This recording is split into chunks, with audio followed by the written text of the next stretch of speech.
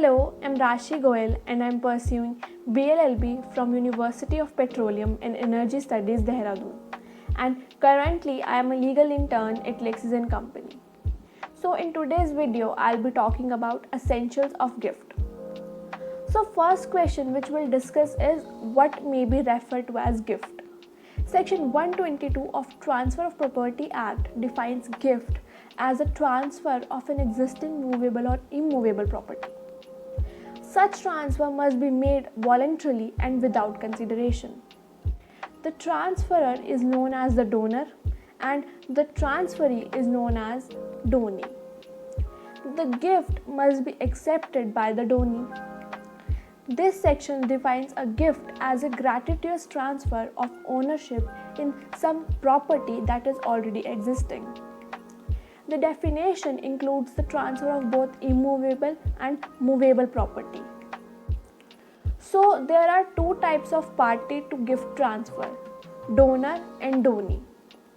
The donor must be competent person, that is, he must have the capacity as well as the right to transfer the property or the gift. If the donor has the capacity to contract, then he is deemed to have the capacity to make the gift. This implies that at the time of making a gift, the donor must be of the age of majority and must have a sound mind. Registered societies, firms, and the institutions are referred to as a juristic person, and they are also competent to make gifts. Gift by a minor or an insane person is void. Besides the capacity, the donor must also have the right to make a gift. The right of the donor is determined by his ownership right in the property at the time of the transfer, because gift means the transfer of the ownership. And donee does not need to be competent to contract. Donee may be any person in existence at the date of making the gift.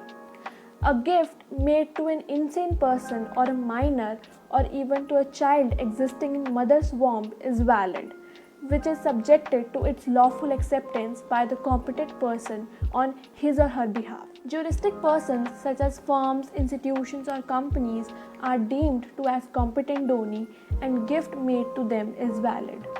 However, donee must be an ascertainable person. The gift made to general public is void.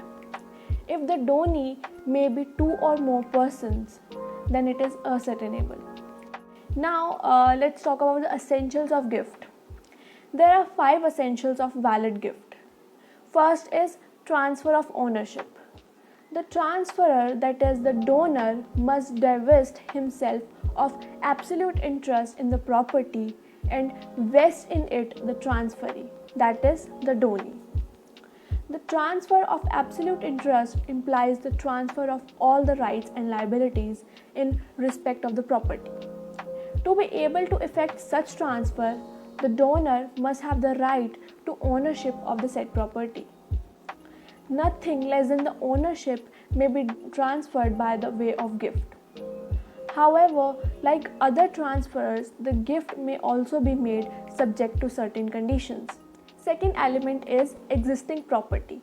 The property, which is the subject matter of the gift, may be of any kind, movable or immovable, tangible or intangible, but it must be in the existence at the time of making a gift, and it must be transferable within the meaning of Section 5 of the Transfer of Property Act.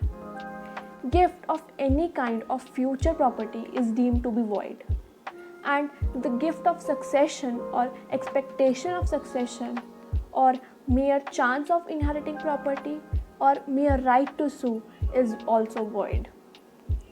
Third essential is transfer without consideration. A gift must be of gratuitous, that is, the ownership in the property must be transferred without any consideration. Even a negligible property or even a small sum of money given by the transferee in a consideration for the transfer of a very big property would make the transaction either sale or an exchange consideration. Consideration for the purpose of this section shall have the same meaning as given in Section 2, Clause D of the Indian Contract Act. The consider is pecuniary in nature, that is, in monetary terms. Mutual love and affection is not pecuniary consideration, and thus property transferred in consideration of love and affection is transfer without consideration, and hence it is a gift. A transfer of property made in consideration for services which are rendered by donee is a gift. But a property transferred in consideration of donee undertaking the liability of the donor is not gratuitous. Therefore, it is not a gift because liability involves pecuniary obligations. Now, fourth essential is voluntarily transfer with free consent.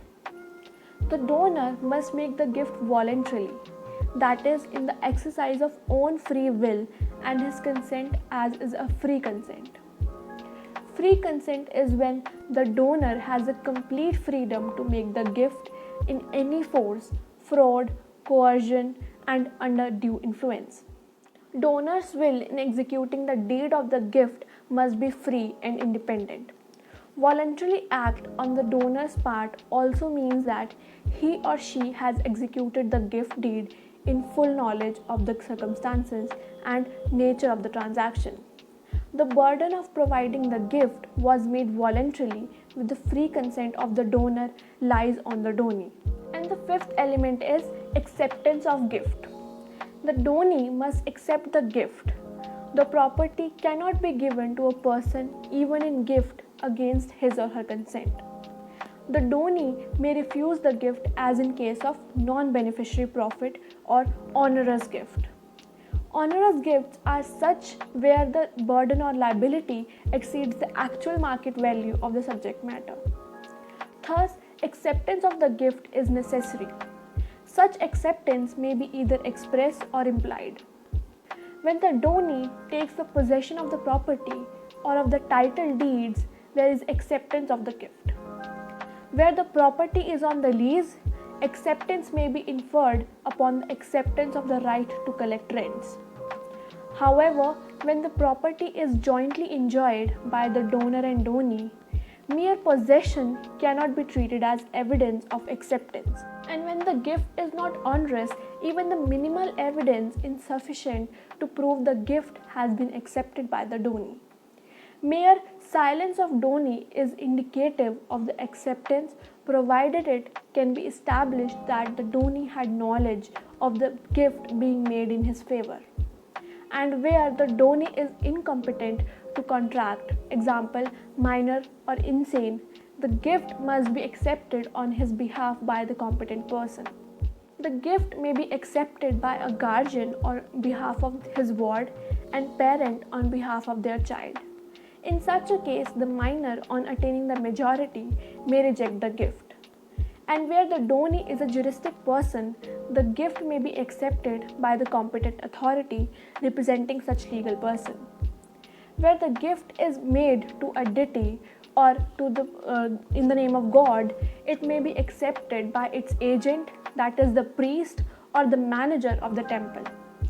Section 122 provides that the acceptance must be made during the lifetime of the donor and while he is still capable of giving. The acceptance that comes after the death or the incompetence of the donor is no acceptance. If the gift is accepted during the life of the donor, but the donor dies before the registration and the other formalities, the gift is deemed to have been accepted and gift is valid. Thank you everyone for watching my video. I hope you like it. And if you did, please give it a thumbs up and share it with your friends and family. And don't forget to let me know your feedback in the comment section. Stay home, stay safe, stay healthy.